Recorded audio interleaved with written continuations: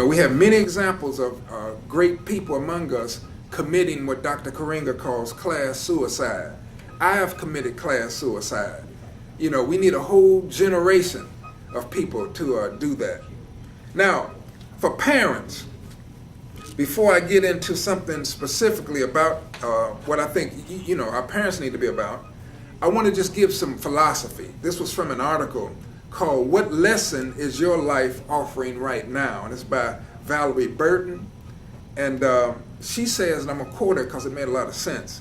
She says, quote, "You are either living on purpose or living by accident." I thought that was real profound. All of us need to understand that we all are either living on purpose or living by accident.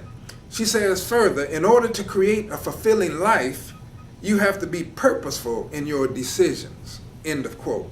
So I want that to kind of resonate with all of y'all, young and old. We have to be very intentional about our lives, but that is based upon the kind of knowledge that you have in your head, in your brain computer. They say in the Bible somewhere, some scriptures, that a people perish due to a lack of knowledge, due to a lack of information. And in our ancient holy scriptures coming out of Kemet, way before Christianity, way before Judaism, way before Islam, the spiritual people in Kemet, which is now called Egypt, gave us wise instruction. And they said that the mind is trained through knowledge. And so we need to pay attention to those kinds of scriptures. Now, what I want to do is quote from Dr. Karenga, because a lot of times we sometimes don't understand the importance of thought. We just be out here a lot of times acting, without thinking sometimes, and you can only go in circles when you do that. Now, Dr. Karenga, one of the favorite books that he had that I like is this one called Essays on Struggle, Position and Analysis. And I think he came out with this around 1975. And he had an article in there called Ideology and Struggle, Some Preliminary Notes. And in it, he says, quote, "Progress in thought remains the basis for progress in struggle." In other words, we need a profound knowledge of ourselves, our allies, our oppressor, and our tasks. He goes on to say, beloved, in that book, quote, "We're not poor or oppressed because of monsters in the sky.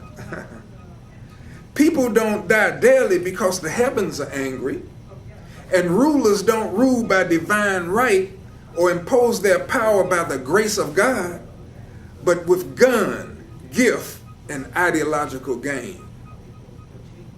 They impose their power not by the grace of God, but with gift, gun, and ideological gain."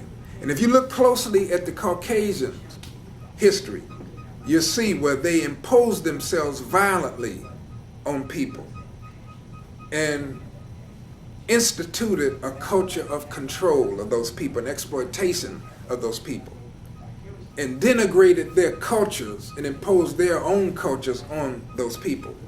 So Dr. Karenga is getting at something here. In other words, there's a way out of this, dear people, but it's going to have to do with us raising our awareness, our consciousness, and thinking alternatively with alternative knowledge and information.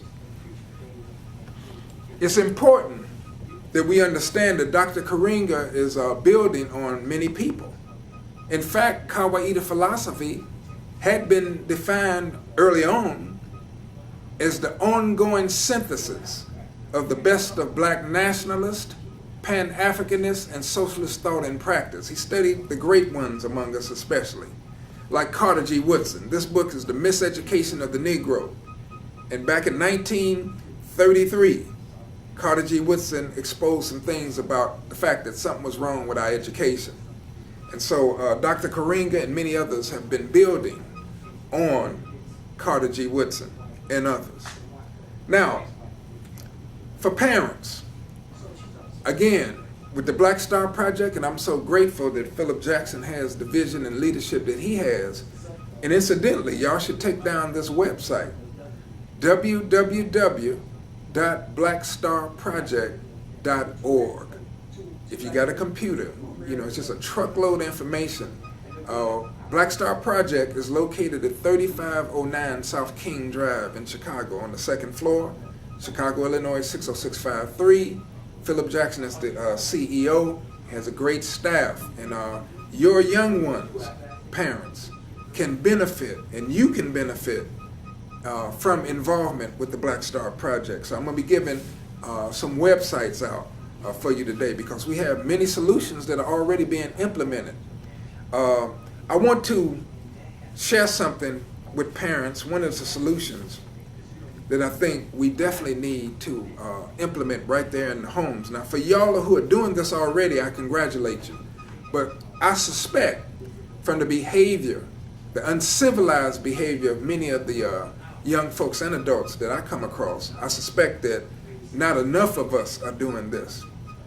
I, Mansan Kulubally, am arguing the urgent need for African parents, that's you and I, and significant others like uncles and aunts and so forth, to carve out of your busy schedules some quality African-centered time to engage your youngins in some African-centered socialization.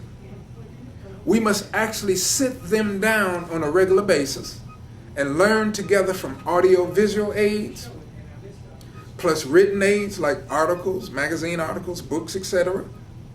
The elementary, high school, and college, even college people, must do some work study right there in the home, preferably with the parents, particularly the younger people. The Reverend Al Sampson of Fernwood Methodist Church said a long time ago, and I agree with him. He said that there's too much noise, dear people, on the outside of our bodies. Too many distractions. We can't hear God that's on the inside of us. We can't hear Modimo that's on the inside of us because of all this noise. We're too busy. We got to slow the roll. We got to slow down, y'all, and hear God in our bodies. Because it's been said that we're actually in the image, human souls, in the image of the Creator God. He, she, it, they, them.